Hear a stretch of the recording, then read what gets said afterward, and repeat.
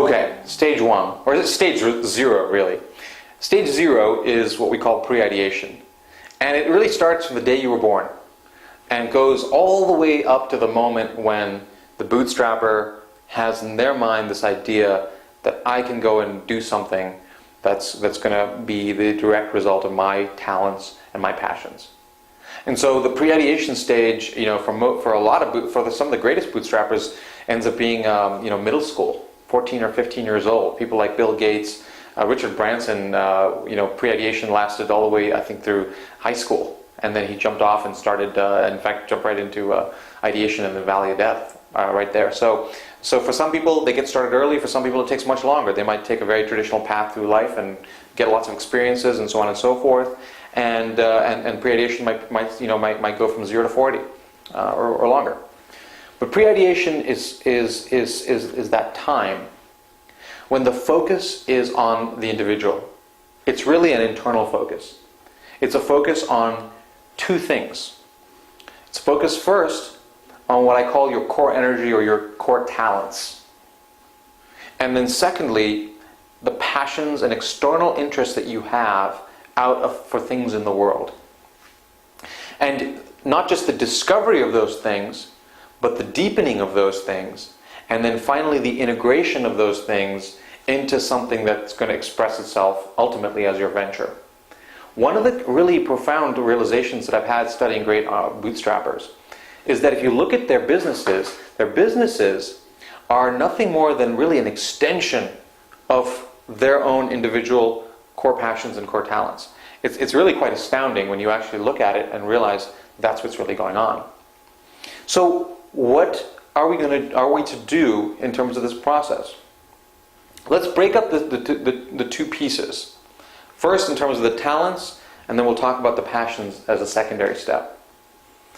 The talents is something that I've spent a lot of time thinking about, and I've come to think of it as core energy. You've probably seen these a lot of personality typing systems out there, Myers-Briggs, DISC, and so on and so forth.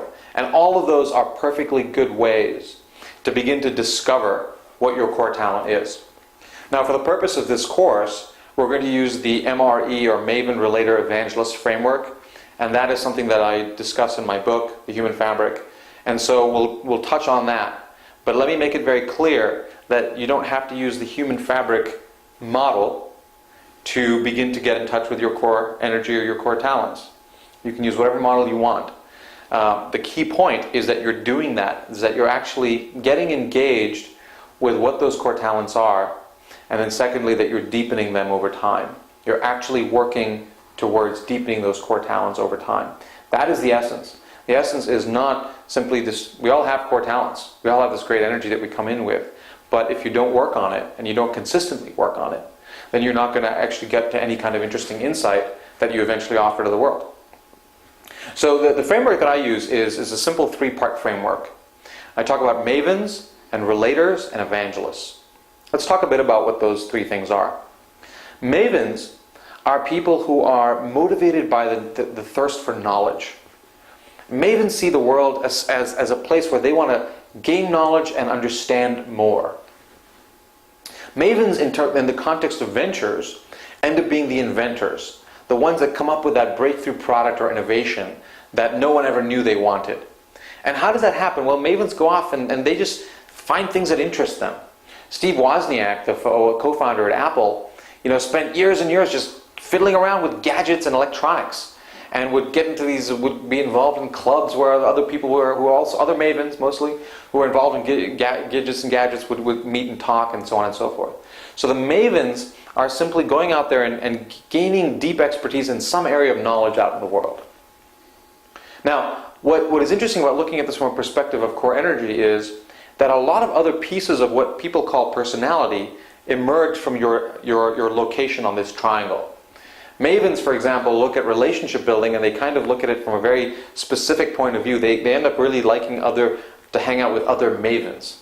And interestingly enough, once they've discovered something, they don't necessarily have any great need to share it with the world.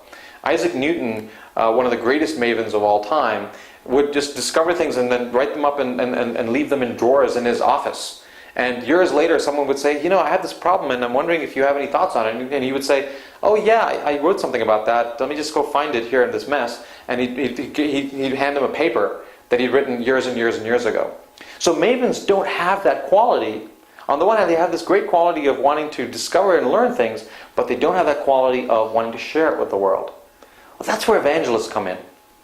Evangelists are motivated by action. Evangelists are motivated by what can we go make happen? What can we go convince people to do?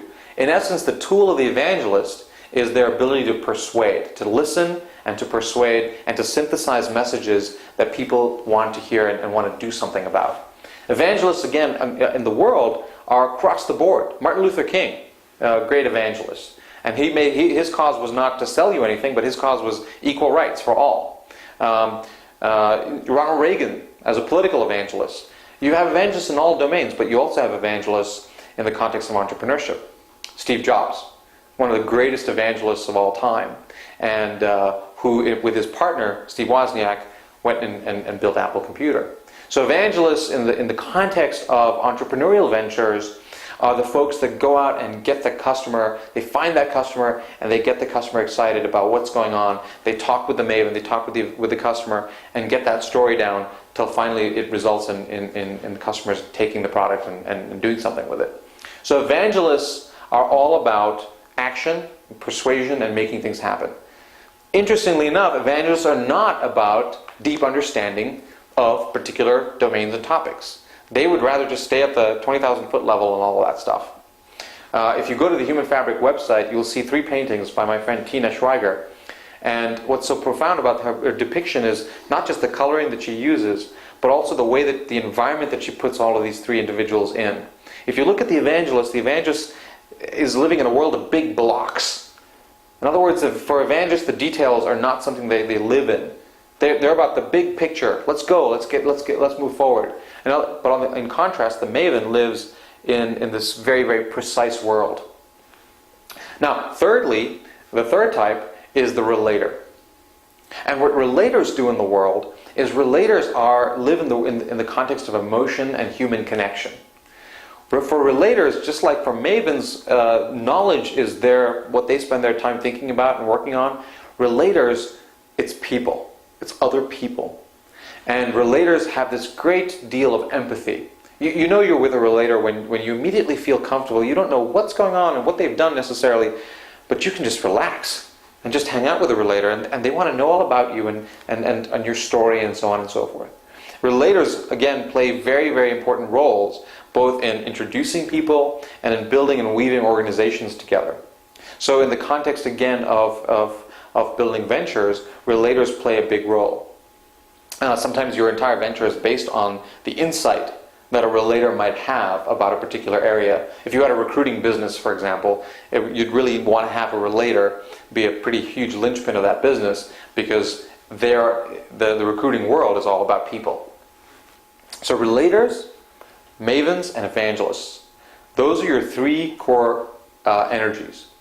And my claim is, and what I've discovered over time, is that we are all situated somewhere on this triangle.